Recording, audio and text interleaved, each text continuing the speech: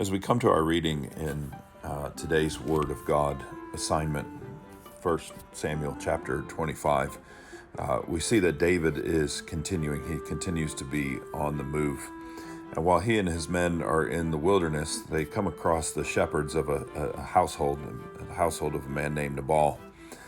And they're providing protection. Remember the context of everything we're talking about, the Philistines, other cults and people that are gathered, very violent, willing to just take a household, a homestead for financial benefit, for growth of their own well-being and livestock, even just for better location.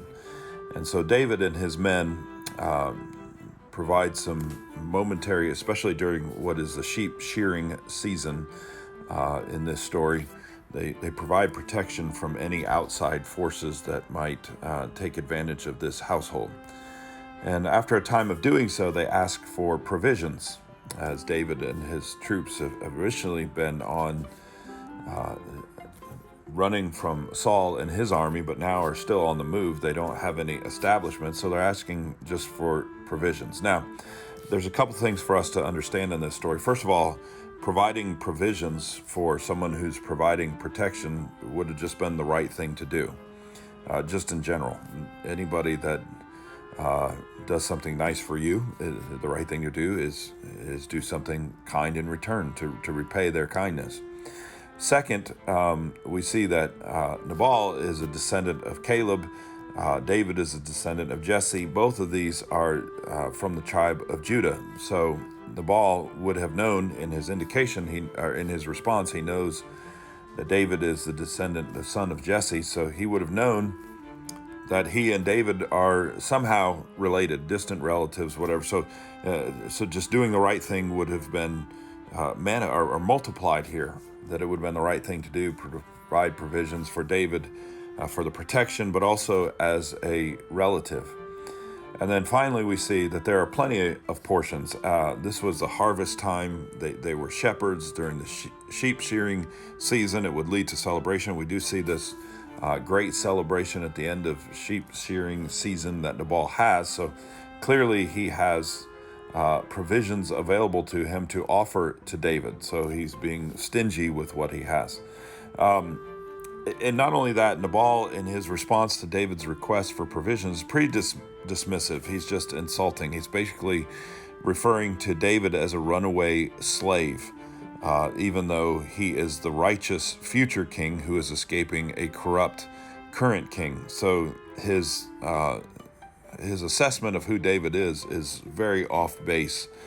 Now, David's response is he tells his men to suit up and get ready for battle, and they're going to go and eliminate Nabal's household, which seems to us to be kind of like a extreme response, a little overreactive, maybe cruel. But remember the context of all we're talking. We're trying to establish a society.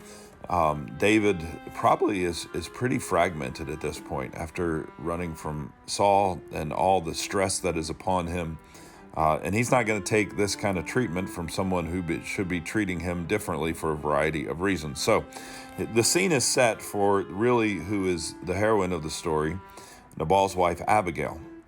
And here's where we see the words of Jesus come to life in the Old Testament.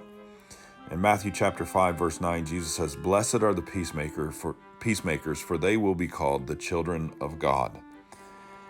And Abigail, unknown to her husband, gathers the provisions that are the right response to David's request, puts them together, and takes them out to meet David. And in the process of establishing peace between her household and her husband and David, she does several things. First of all, she protects the life of her husband and all of her family.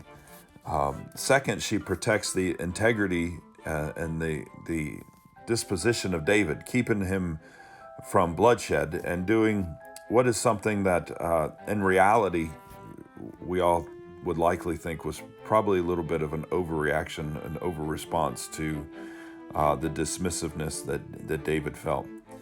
And ultimately, her wisdom and spirit impresses David so much that just a few days later, it says Nabal dies just 10 days after all of this. Ultimately, David is so impressed that he asks Abigail to become his wife.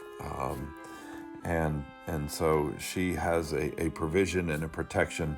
And it really brings to light the power of peacemaking. Jesus says, "Blessed are the peacemakers, for they will be the children of God." And this protection that comes with being a child of God, this provision that comes, all of it we see become reality because of Abigail and her faithfulness, her wisdom, doing the right thing, her integrity, as we talked about in worship on Sunday. And so just a question to ponder and think about is, how can we be peacemakers? And what is the power of peacemaking? When is the time that someone was a peacemaker in your life that you saw the power of peacemaking? I hope this is a meaningful experience and reflection for you as we think about the beauty of peacemaking. Have a wonderful day.